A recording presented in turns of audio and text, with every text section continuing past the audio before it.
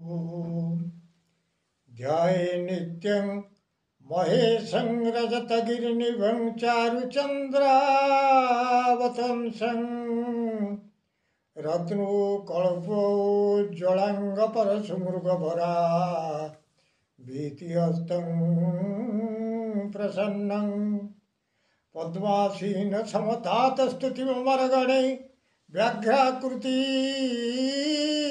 वसानं विश्वद्यं विश्ववन्द्यं निखिलभयहरं पंचवक्त्रं त्रिनेत्र। मु आजी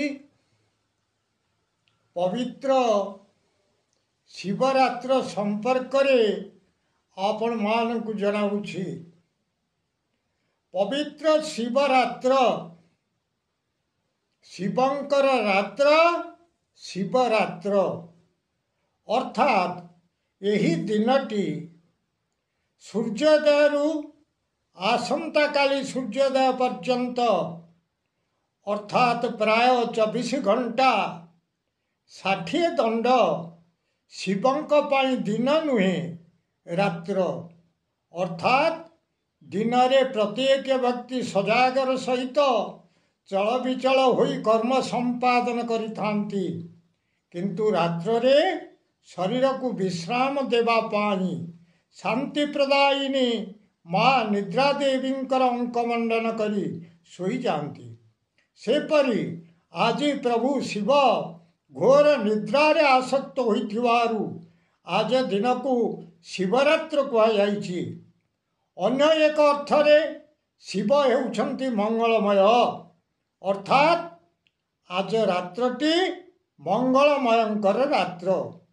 आज रात्र रे निद्रा न जाई सूर्य उदयरु परदिन सूर्योदय पर्यंत निज उपवास रही शिवंक मंदिर रे लिंगंकर सम्मुखीन पूर्वक गोमातार घृतरे दीप जाली कर्पूर रे आरती करी नव शिवाय उच्चारण पूर्वक रात्रटी कटाइले अशेष पुण्य फल प्राप्त होता है अर्थात सहस्र गोदानर फल प्राप्ति होता है।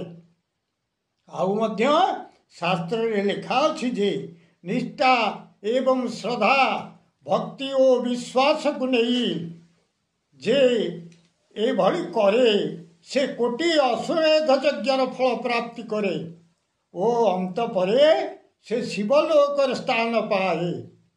आउ मध्य कवि सम्राट उपेन्द्र भंज तांकर रसिक हारावली काव्य रे प्रमाण करि अछंती जे जेउ व्यक्ति यही दिन उजागर रही शिवं को डाकी थाए ता जीवन रे से स्त्रीर विच्छेद कष्ट पाई न थाए।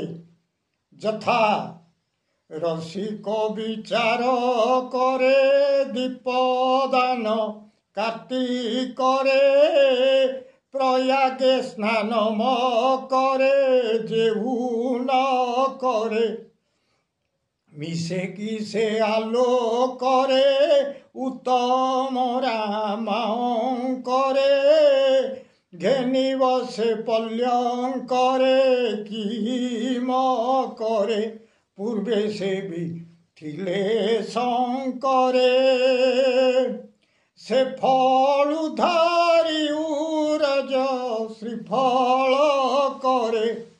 द्वितीय पदरे कहले जे झासी थाई सागरे शिवरात्रि उजागरे बंचे कैलास नगरे बीज गरे से सीना लेखाना गरे पुहाई बाला संगरे निशि बसाइया गरे अनुरागरे प्रशंसा से सर्वनागरे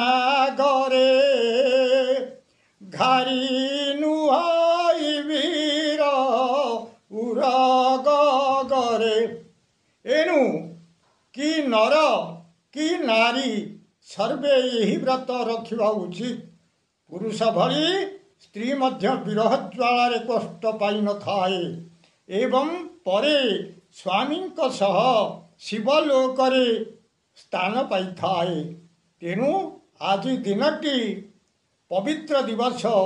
ए दिवस रे आमर निचल उपवास करी शिवंकर सानिध्य लाभ करवा निहाती कर्तव्य। आज दिनटी कहीं शिवंक पाई महारात्र होइथिला मु वर्तमान सही संपर्क रे आपण मान कहूची। आपण माने ताकू श्रुति को नियंतु। मु वर्तमान पुराण कथा आपण को कहूची।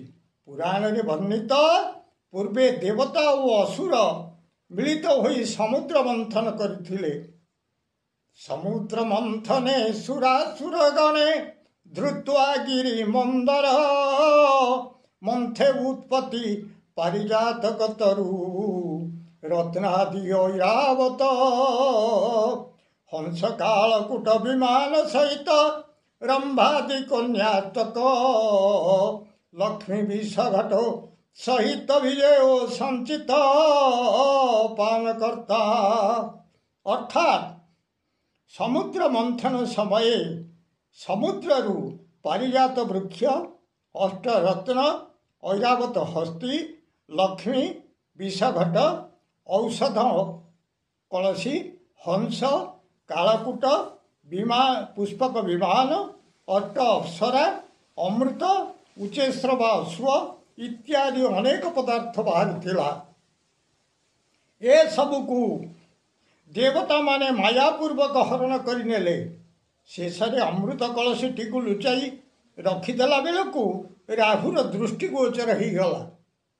राहु समस्त देवता मानू जनईदेले जे याकू ये देवता माने लुचाई दे गले।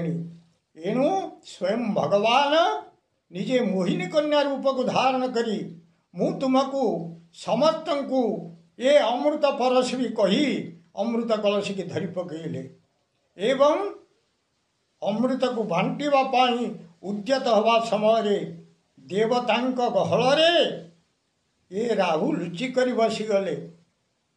भगवान अमृत परसी देवा समय राहु लुचि कर बसी से खाईदेले। तेणु राहु को भगवान माया रे दुई खंड करदेले। जो दुई खंड खंडे है राहु आउ खंडे है केतु। राहु होची मुंड खंडिक केतु होची गंडी खंडिक। ये किंवदंती मध्य आमको पुराण रु मिले।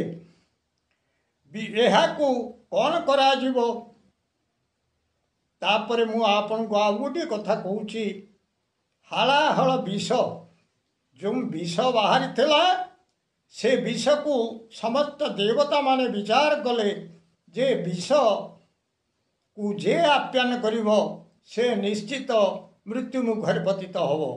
एनु ये हालाहाल विष को आप्यान करने को केवल जड़े अछंती से होउछंती विश्वाद्य विश्ववंद्य निखिल वयहरम पंचवक्त्रम त्रिनेत्र शिव।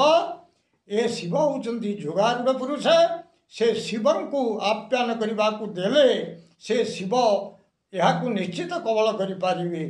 एणु सर्वदेवतांकर विचार रे भगवान विष्णु का समेत समस्ते शिवं को अनुरोध पूर्वक विष को पान करने पाई कहले।